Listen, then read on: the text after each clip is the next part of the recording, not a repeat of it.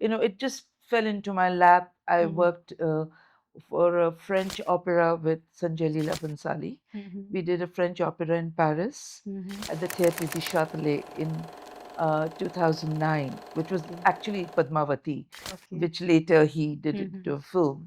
So the other day, when I was doing the research, I was seeing there are some similarities between your family and our family. The founder of Indian Silk House, Sri Rishabh Chandji, he was born in the year 1900 in the month of December. And Yeah. so was Uday Uday Shankar ji. Shankarji, He was born yes, in 1900 in the month of December. that's right. Yeah, so and the legacy is like the family legacy and our legacy, they are quite similar. I was Going seeing that. parallel, absolutely. Yes. So then his last production, which was Mm-hmm. called Shankar Scope, which Mm-hmm. was a multimedia show. It Mm-hmm. had film, it had stage, it had dance, Mm-hmm. which he did in 1970. Mm-hmm. It was in Academy of Fine Arts. It ran for months and months and months.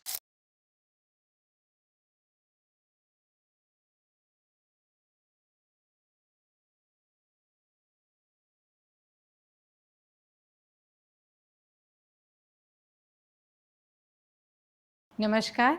Welcome to Indian Silk House podcast series Nostalgia Notes, where we celebrate artistry, heritage, and timeless elegance. Today we have with us an iconic personality, an artist who has redefined contemporary dance with grace, innovation, and dedication. Her journey has been a beautiful blend of tradition and modernity, much like the timeless saris we cherish. I'm deeply honored to welcome the legendary dancer and choreographer Tanusree Shankar with us today.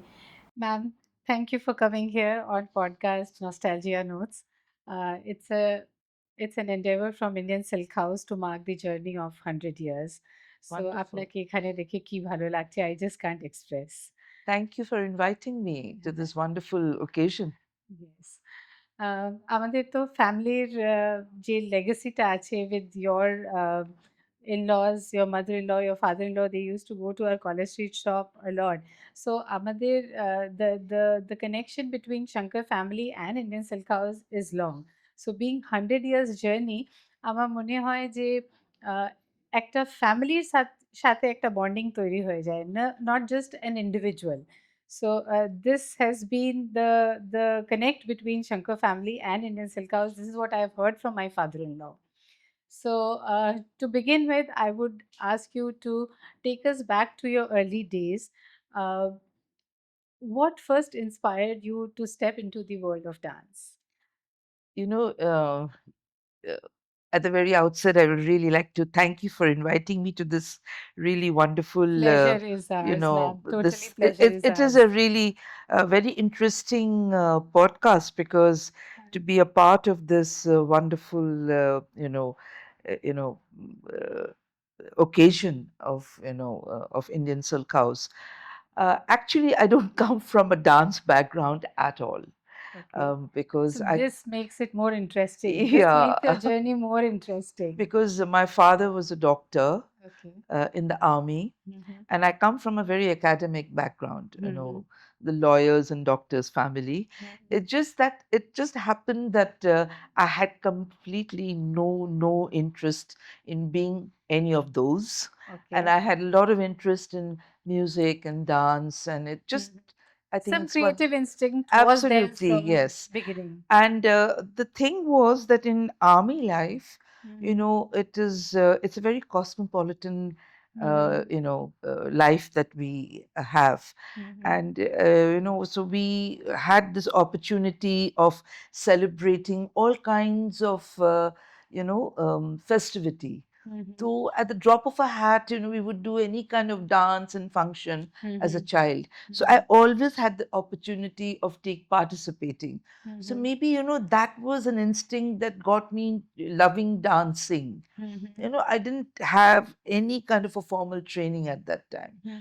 But when my father got posted in Kolkata, Mhm. and that was a time when he put me, my parents were very encouraging. They Mhm. saw that I had no uh, you know, inclination of going into becoming a doctor or Mhm. a lawyer or anything. So they put me into the Shankar India Culture Center, which Mhm. was run by my mother-in-law, Mhm. and that's how my formal training in dance started. Okay. But still, it Mhm. was a passion Mhm. that I enjoyed Mhm. learning and Mhm. dancing. Mhm. But I never thought it would become a Was there profession. any defining moment in your life which, made you decide to take up dance as your profession? I will give that to my husband. Mm-hmm. He was the one who really actually, uh, you know, encouraged me Mm-hmm. to take it up as a Mm-hmm. profession. Mm-hmm. And I went into from a very, very disciplined family Mm-hmm. of army discipline to a very, very bohemian family of artists, Mm-hmm. where Mm-hmm. everybody was somebody, Yeah. and but I was, I as a child, I saw my mother as a housewife. So Mm-hmm. I thought that after I got married, I would be a housewife. Mm-hmm. But here, everybody was either a dancer or a musician or a Mm-hmm. great, And all of them were legends in their own yeah. way. But I was too young to understand Yeah. that they were legends. Yeah. And I just wanted to be okay, it's okay. I'll Mm-hmm. dance when my mother in law would do Mm-hmm. or teach or Mm-hmm. learn, and I would look after the house. Mm-hmm. But then my husband was very encouraging and he said, you're going to be very selfish if Mm-hmm. you don't share your talent with everybody else, Yes. which is very rare, because he's seen his father and his Mm-hmm. parents, everybody Mm-hmm. do something. So he actually encouraged me to, Mm-hmm. pushed me, and I wasn't very keen. I was never Mm-hmm. ambitious of doing Mm-hmm. uh, anything or take it. I never understood that this could be taken as a career or a Mm-hmm. profession, or that you earn money from this. I Mm-hmm. had no idea, of Okay. because Okay. at that time, Mm-hmm. really, it was more of a passion and Mm-hmm. enjoying, Mm-hmm. to you really enjoyed dancing. Mm-hmm. But So, yeah, how was the experience of training in the early days, like when you learned from your mother-in-law? So, how was that experience of training and practicing and all that, which goes into creating a good dancer? How was the it was experience? very different from what it is now. And I Okay. think we were also very committed, Mm-hmm. which I find today's generation very distracted, Mm-hmm. because during our time we didn't have so much of distraction. Mm-hmm. Uh, Unfortunately, Mm-hmm. because we were very focused. We didn't Mm-hmm. have mobile phones, of course, Yes, this is the and biggest yes, distraction and we in didn't have today's time. television. Yeah. So we were, very focused into learning Mm-hmm. first, and Mm-hmm. then performance came as much later. Mm-hmm. And of course, we were very, very, I think we learned and we were very focused into throwing ourselves into learning Mm-hmm. in a very serious manner. Mm-hmm. And I think that foundation helped us to sustain ourselves even till today. Okay. And the challenges which you faced at that time, what were the main challenges and how did you overcome them? I think the challenges over there, I really didn't feel it, Mm-hmm. honestly, Mm-hmm. because maybe the others would have, because those families who have those women or those girls who come from those background where Mm-hmm. they're stopped Mm-hmm. to not perform, or Mm-hmm. they get married and ससुराल चले जाते हैं, where Mm-hmm. you do not You were you're not not. allowed to Yeah, take here up it your was the other way career. around. Yeah. Okay. When they encourage you to do it, Yes. Yes. so I didn't really feel that. It was the greatness of those Yeah. legends because they were like pro women. Women should come forward and Yes. take up their And profession. all the Yes. women were doing something, that Yeah. each women were a Hmm. legend. Yeah. So it was the other way around for me. Okay. And how did the city of Kolkata help you in taking up your creative journey? Because we understand Kolkata as the hub of art and culture. I think Kolkata really is a place which allows you to grow as Mm-hmm. an artist. It Mm-hmm. embraces you. It gives you that opportunity. And Mm-hmm. the the audience Kolkata are very, very intelligent, Mm-hmm. and they really allow you to come out with your creativity, Mm-hmm. and they give you space Mm-hmm. to express yourself. Mm-hmm. And the audience is not the audience is very intelligent. They will let you know whether they understand or not, or they're Mm-hmm. not they're educated audience, and they really So you never thought of going out of Kolkata, maybe Mumbai or somewhere, and pursue your career, or uh, expand the Uday Shankar style of dancing in other cities also? Did you ever no, think? I didn't think about it, but it happened Mm-hmm. organically. Okay. It happened organically. I did work with, it just fell into my lap. I Mm-hmm. worked for a French opera with Sanjay Leela Bhansali. Mm-hmm. We did a French opera in Paris Mm-hmm. at the Théâtre du Châtelet in 2009, which was Okay. actually Padmavati, Okay. which later he did it Mm-hmm. into a film.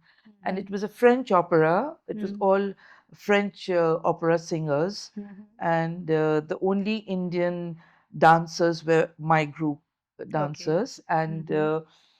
the only Indians were the director was Sanjay. I was the choreographer, Mm-hmm. and the costume was designed by Rajesh Pratap Singh. Mm-hmm. And we were the only Indians. All the rest Mm-hmm. were all French top opera singers, and it was a Mm-hmm. 112 live orchestra, Mm-hmm. and it was a fantastic Mm-hmm. experience we had. Yeah. So I've done a lot of those Mm-hmm. collaborative work and all. Mm-hmm. As a performer, ma'am, how important is the costume in expressing emotions and storytelling through dance? It is very important, and because in a performance it's a totality. Mm-hmm. When we create a performance, Mm-hmm. it's about the music, the dance, uh, the costume, the Mm-hmm. lights. Yeah. It's a full package. Okay. So the costume definitely is one of the major part of the presentation. Any particular fabric that you choose for making your costumes, or any style that you prefer? Of course, it Mm-hmm. depends upon the storyline. Mm-hmm. What is Mm-hmm. it? If it's something to do with very, very mythological, or Mm-hmm. if it's something to do with something very uh, you know something very gorgeous. We're doing some apsaras, Mm-hmm. that kind of Mm-hmm. a very oriental costume, Mm-hmm. or we're trying to show something of something today's a modern story. The Mm-hmm. costume will be something different. Mm-hmm. So it goes with what the content of the Mm-hmm. presentation is. Yes. Saris have symbolized elegance and grace. So, ma'am, how do you think a sari helps you in bringing out your emotions and expressions while you're performing on stage? You won't believe, I use a lot of saris in Mm-hmm. my Mm-hmm. presentation, in my costumes, and I drape the sari in a very different ways. Mm-hmm. In fact, in quite a few of my costumes, I've brought, material from Indian Silk House, Yeah. and I've used the fabric and the draping of the saris in a Mm-hmm. different pattern, Okay. because I feel personally that because we perform not only in India, but we are carrying our culture abroad, Mm-hmm. and I think sari is one of the most beautiful Mm-hmm. attire in the Mm-hmm. world. Mm-hmm. And if we can present that abroad, Mm-hmm. nothing like it. So I have draped the sari in the costume Mm-hmm. in so many different ways and created costumes for our performance. Wonderful, ma'am. Wonderful to hear that. Is there any memorable performance where your costume played a special role in enhancing its experience? I have to tell you this incident. We were performing in Mumbai Mm-hmm. at the St. Andrews auditorium, Mm-hmm. and we had some very, very special guests in the auditorium, like Yash Chopra ji, and there was Kiran Kher and Anupam Kher ji and Sunil Dutt. I'm talking about some few years. So after the show, the first thing Kiran Kher ji came and said, Tanusree, please show me how you draped the saris. She's called two or three of the girls because there were three or four different drapes. मेरे को दिखाओ कैसे लड़कियों को साड़ी पहनाया, because we Okay. used to drape the saris. It was not Okay. stitched Okay. because each of them were Mm-hmm. draped in a different way. Mm-hmm. So each they came backstage and they asked for the girls to show how they had draped the saris, and Okay. it definitely, because people do come back and say, "Oh, it was a fabulous show, and Mm. the lights were fantastic." But this was the first time somebody came and spoke about the The costume drape, yeah, the and the costume, yeah, drape and the sari. yeah. So I wanted to share this with you. Yeah, it's so wonderful to hear your stories. They are so interesting. And when we talk about dance and another art form which we are into, like heritage weaving and tradition of weaving, so I find that both of them are connected somewhere. Absolutely, And a lot of things we can do to preserve these two art forms, it's because very important. it's very Very important. important. Yeah, so I was coming to you to ask you on this point, that how we can preserve our heritage, tradition, and your art form, so that the next generation can cherish this for many more years, like what we have done, what our ancestors have passed on to us, we can pass on to our next generation only when we can preserve them, when we can teach them that this is something to be proud of, this is our tradition, this is our heritage. So what is your thought on these things? I especially when we travel abroad, Mhm. I try to take costumes which are like which are pure cottons or pure silks, or jewelry which I can't take pure gold and all, Mhm. but jewelry like which are like kundan and Mhm. things Mhm. which people would come backstage, because when people are coming backstage they should be able to appreciate Mhm. the workmanship. Mhm. At least they know Mhm. that these are the designs of Mhm. our country, Mhm. and I'm not take something from the west and take it to them. We don't take coal to Newcastle. Yeah. So we always have been doing that. That Mhm. is exactly what my father-in-law has Mhm. been doing, that Mhm. even when he was traveling. Mhm. So that is how I think we try and do.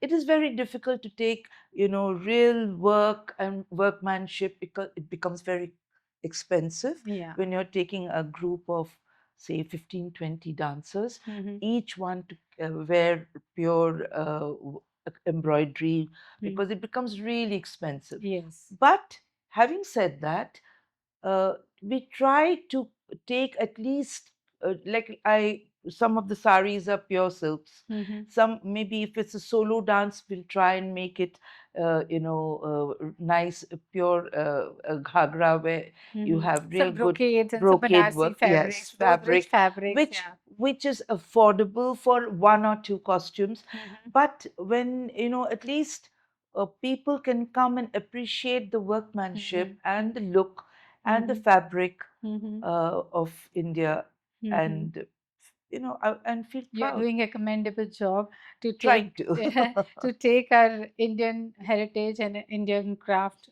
to all over the world. So that's a great thing, and your journey truly reflects your passion and your dedication, and the qualities. These qualities only make a person uh, Thank you. a very special We're person. trying Yeah, to. I don't these know are the how much we qualities. are Yeah. successful, but we're trying to. Heritage lives through stories, and stories live through the people like you. Ma'am, what does wearing a sari personally mean to you? I think sari brings out the personality of a woman, and it also depends upon how you carry it, Mhm. because each person carries the sari his in her own way, Mhm. because it defines the personality of the person. Does it command power? Do you think when you I wear a sari, you Depends command upon the power? person who's wearing it. Mm-hmm. You know, a person can wear a sari and can really not look very good, Mm-hmm. because the way the person is wearing it, on the way she is sitting, or the Mm-hmm. way she is Carrying or carrying, styling, yeah, that or also she's matters. behaving. Yeah. And another person can wear the most ordinary sari Mm-hmm. and can just walk into a room, and her personality will glow Mm-hmm. the way she carries it. Yeah. So carrying a sari is very It's very important according to important. you. Yeah. That What I sari agree. she is wearing Yeah. doesn't define Yes. her character. The Uh-huh. way she carries her sari Yeah. defines That her matters. grace. Yeah. That matters. Yes. Do you have ever experienced that the sari is such a garment that helps you in bringing out your expressions, or it's comfortable in dance movements? So dance is basically expression and movements. So does it ever help you, or do you think this is the ultimate garment? It's a versatile Yeah. garment, because Mm-hmm. you can wear it in so many ways. Mm-hmm. You can tie it around your waist. You can wear it in a dhoti form. Mm-hmm. There's so many ways you want to wear it, and you can make yourself comfortable the way you want to Mm-hmm. wear it. Do you think the younger generation is taking sari as we used to take, or you have taken it I in think your it's for life? us to set an example for them. Okay. It is for us to set an example Yeah. for them. And I think it's about practical problems as Mm-hmm. well, Mm-hmm. because today's generation, they are doing much more, running around work, Mm-hmm. Mm-hmm. Life where has become very very fast, fast, and the uh, fast fashion is also there. yes, A lot of and other for options them are there. to do, like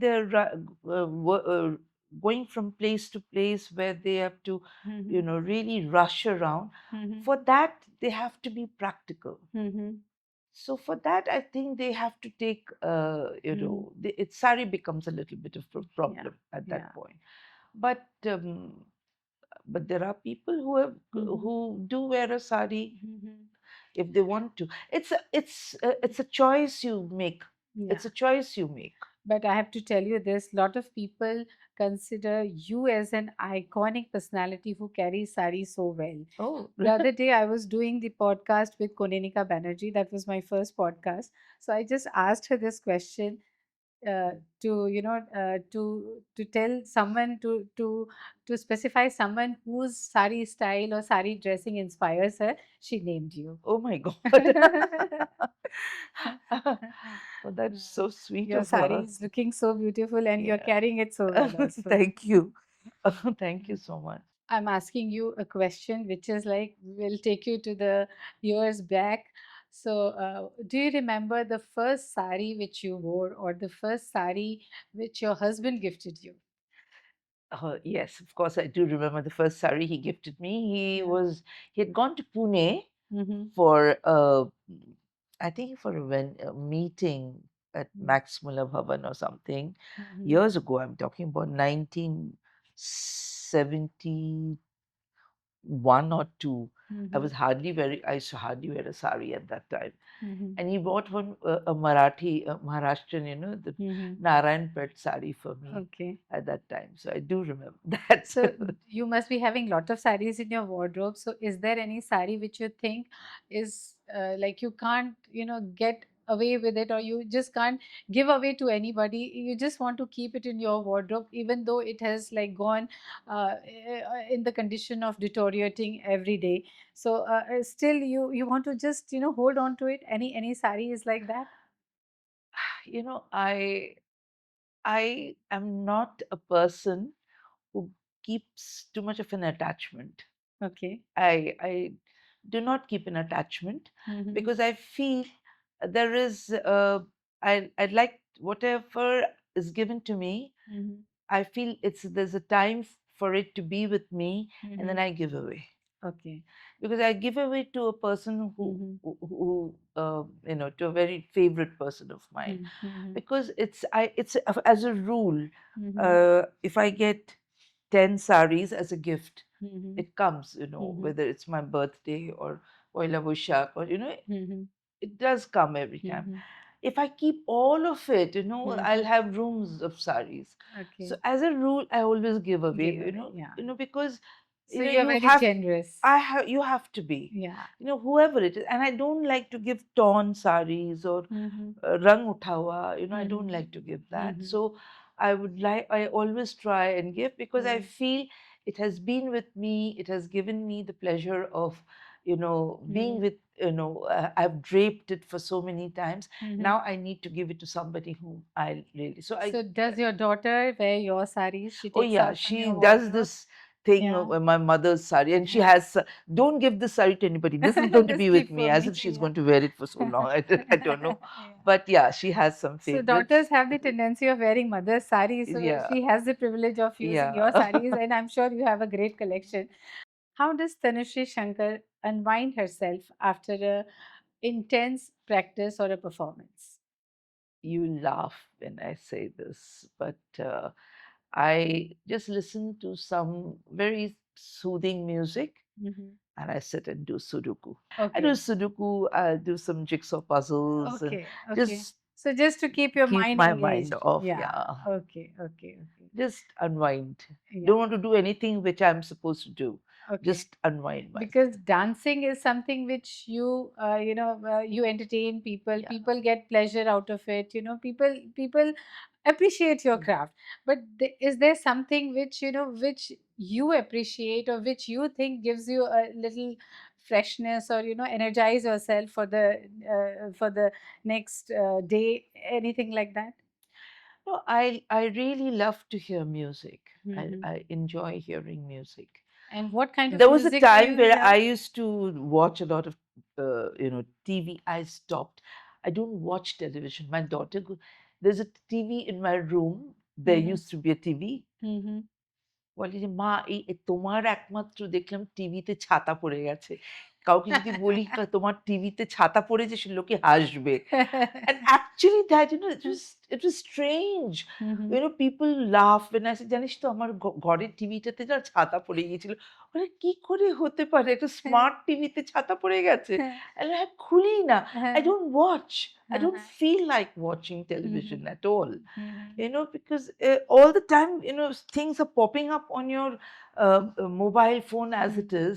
You're Mhm. all the time, either you're watching this or you're watching on the, it's enough of watching, so Mhm. I listen So to, basically, you feel like you just want to be with yourself. More yes, private moments you yeah. want to have And I rather have than four seeing so many. dogs in my house. Okay. They take up a lot of my time, Okay. so I enjoy being there. And Mhm. I I just want to do, a chat with my sister or chat with my Mhm. friends, read a book. Things Okay. that I don't get time to do. Read a Mhm. book is a very, very rare thing. I used to read a lot. Mhm. I really used to read a lot. Mhm. Nowadays, I don't get time to read. What kind of music do you enjoy the most? Um, any kind of soft music. I don't like too harsh music, Mhm. but I enjoy more of instrumental music. Mhm. Maybe some songs which touches you, Mhm. but depends, Mhm. you know. Ma'am, coming back to handloom and handloom creations, I know you are one of the connoisseurs of Indian textiles and handloom textiles. So you would be the right person to ask. So do you think handloom industry or handloom uh, craft needs to be preserved? Any message that you want to give to our artisans uh, to preserve this valuable art? Definitely. I know it is difficult because most of the next generation are Mhm. not getting into the handloom, Mm-hmm. because their children are getting into other Vocations, yeah. vocations. But it is very important to preserve, very important to preserve. Otherwise, we're going to lose out on all the Mm-hmm. wonderful, you know, traditional work, and Mm-hmm. it's going to be very sad. Mm-hmm. But I would really want the young generation to understand the value Mm-hmm. of preserving, and understand the value what they're losing out. They're Mm-hmm. going to lose out if they don't take interest at all. So they should use it, promote it, and so Absolutely. Or this is. train a group of youngsters who might be interested, who Mm-hmm. are interested, and train them Mm-hmm. to carry on Mm-hmm. this tradition. I feel today our handloom industry is more unorganized. So I think the government should take, and the people who are involved with it should take this industry in a more organized manner, And I'm so that sure they. there will be youngsters who are going to be Yeah, so interested. if the industry is made more organized, and more young people and people are coming into this and learning the skill, I think that will help in preserving the craft. So Absolutely. so this has to be a collective effort from the government and from the people Totally. who are dealing into it and the people who are using it. So Absolutely. so this has to be a collective effort. Ma'am, what message do you want to give to the aspiring artists or the aspiring uh, new generation to who want to take up creative field as their profession? I think to the new generation, I would just say that move on with time, Mm-hmm. for sure, Mm-hmm. because this generation is very lucky because they have the best of both worlds. Mm-hmm. They're in the time when they are seeing the best of the new upcoming, all the AIs and all kinds of Mm-hmm. new things happening. Yeah, the world is World changing is so changing fast. Yeah, too fast, yeah, and they have, especially in India, and they have the hundreds and thousands of years of tradition to fall back on. yeah. So they need to balance themselves, Mm-hmm. and they need to also preserve their traditions, so they Mm-hmm. have it with them. Mm-hmm. So not to just fall only towards the modern.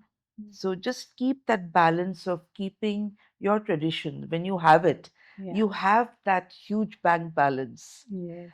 so keep that, wear traditional clothes, when you have that option, use that option.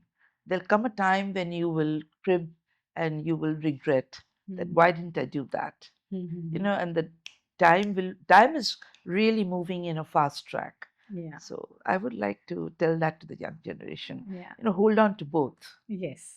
Yeah. So it basically it's a beautiful blend of tradition and And modern. modernity. Yeah, Yeah, and that absolutely. should be the motto. Absolutely. And coming to the next generation, like Indian Silk House, like we are the third generation, and now since my daughter has also gone into the business now, so it's the fourth generation that has joined the business. Fantastic. And for you also, I think you are the third generation of the Shankar Yeah. family, and your Daughter is daughter going. will be the third Yeah. generation. Yes. So the other day when I was doing the research, I was seeing there are some similarities between your family and our family.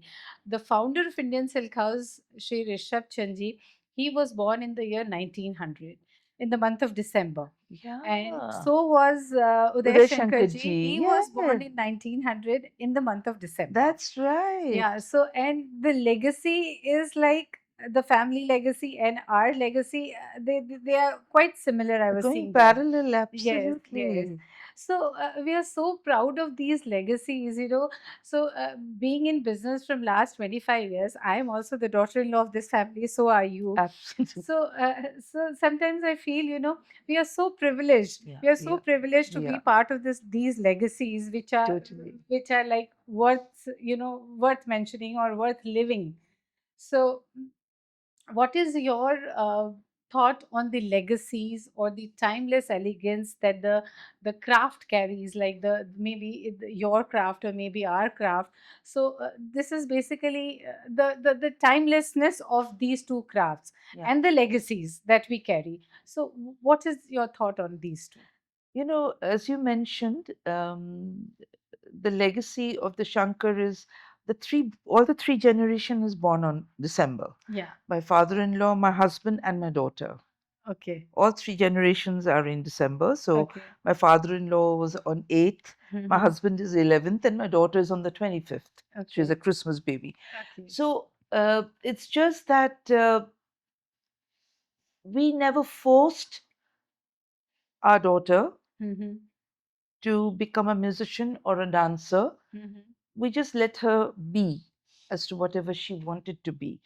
And it's very difficult for a younger generation, the third generation. You will Mm-hmm. understand, your daughter will understand. For them, it becomes very difficult because people expect a lot from them, Mm-hmm. you know. Mm-hmm. So she wanted to carve out something of her own. Mm-hmm. So for me, it was. I will tell you what I am doing. Mm-hmm. I started learning from my mother-in-law Mm-hmm. as a student. So there were many other students. We were all together Mm-hmm. learning. Mm-hmm. I was the lucky one who got married, and I got the tag of the Shankar family. Mm-hmm. But the others are also carrying on the Uday Shankar style of dance. Mm-hmm. My other colleagues, Mm-hmm. you know. But for me, I am privileged Mm-hmm. because I was married to the family, to Mm-hmm. Anand, to the family, Mm-hmm. Mm-hmm. Shankar family, that I got the Shankar name, Mm. and I got the platform, ready-made platform, Absolutely. Yes. so that I could take it forward. Yes. And I'm just trying to develop further on whatever I've learned from my mother-in-law, Srimati Mm-hmm. Amala Shankar, But I'm who's sure, been my even guru. though that legacy has come to you, but your effort, your innovation, your passion, that also, plays a big role in, taking it Yes, forward. because it is a style Mm-hmm. which helps you to develop it Yes. further, Yeah. because it's not a stagnated style. Yes. Yes. It is a growing style because Uday Shankar was a visionary person. Yes. If you see his film Kalpana, Mm-hmm. which was released in 1947, Mm-hmm. you know, if you see it even today, you will see all the problems that are happening today. Mm-hmm. Well, so he did it in 47. Okay. So then his last production, which was Mm-hmm. called Shankar Scope, which Mm-hmm. was a multimedia show. It Mm-hmm. had film, it had stage, it had dance, Mm-hmm. which he did in 1970. Mm-hmm. It was in Academy of Fine Arts. It ran for months and months and months. There, he had shown women are going out to work. Mm-hmm. It was staged in 1970. Mm-hmm. There he had shown boy band. Mm-hmm. Young boys are going to become, have the boy band. Young Mm-hmm. Mm-hmm. people are going to have boy band. He had shown fashion show Mm-hmm. in 1970. I mean, he was a 70-year-old man at that time. Mm-hmm. So he was way ahead of his time. So, he today, I always say, if he was today he was there, he would have done something with AI and all that. Yeah. So it's a ever developing style, but he has certain parameters, Mm-hmm. that certain rules. Mm-hmm. Based on that, you grow. Yeah. So that is the legacy that Mm-hmm. we are trying to take So forward. basically, it's a fusion dance. You call it a No, I don't fusion? call it fusion. It Okay. is a style which is very, very Indian Mm-hmm. in its spirit Mm-hmm. and its base. Mm-hmm. It's modern in presentation Mm-hmm. with universal appeal. Okay. That is what the style is all about. Okay. It's very, very Indian in origin and presentation. Wonderful. Wonderful thoughts, ma'am. Tanushree, now it's time for a quick rapid fire round. Okay, So, silk or tussar? that's it. Tussar. You like tussar more? Yeah, I mean silk tasar, I Uh, prefer. there's a slight difference between the two. Tasar Yeah, is little more matte looking. Silk has little yeah, glaze, yeah. and I it's think more. it changes with age. Mm-hmm. So at this age, I think Mm-hmm. I'm more into the Tasar. I've seen you tasarish. wearing a lot of tasar, Yeah, and you wear lovely yeah. tasars. Classic black or elegant white. I don't wear very pure white. I wear Mm-hmm. little ivory and Mm-hmm. off white. Beige, beige, Yeah, beige. I beige. don't go in for Mm. the white white. Stage performance or choreography. Um, at this stage, a lot of choreography and teaching. Okay. Traditional dance or contemporary dance. Uh, Contemporary dance sounds very different because contemporary dance, it's a category. When Mm-hmm. you talk about classical dance, it's a category, it's an Mm-hmm. umbrella, Mm-hmm. because there are a lot of dances which come under that. Mm-hmm. Like when you say classical dance, then you have Bharatanatyam, Kathak, Mm-hmm. Kathakali. Contemporary dance has a lot of those different techniques below that. Okay. So, I wouldn't call it contemporary, but I would just say dance as a whole, Okay. And whether it's and it's an classical, amalgamation folk, of. whether it's classical, folk, modern. I just love dance. I Okay. just love that rhythm. This kind of passion reflects Yeah, in your work. Yeah, yeah, reflects in your craft. yeah. So silk sari or a fusion costume. Oh, sari any day, Okay. any day. One line to describe Indian silk house. The go-to place for Mm-hmm. anything, any Mm-hmm. good sari. All Mm-hmm. my wedding saris were bought from there. Okay. This is one Any thing. experience that you want to share with our viewers? Well, I would just like to say that, Mm-hmm. when I was getting married, Mm-hmm. my Bhuvat is Shari, my B Shari, my Ashirvad is Shari, and all my, Gadwal, everything was bought from Indian Silk House.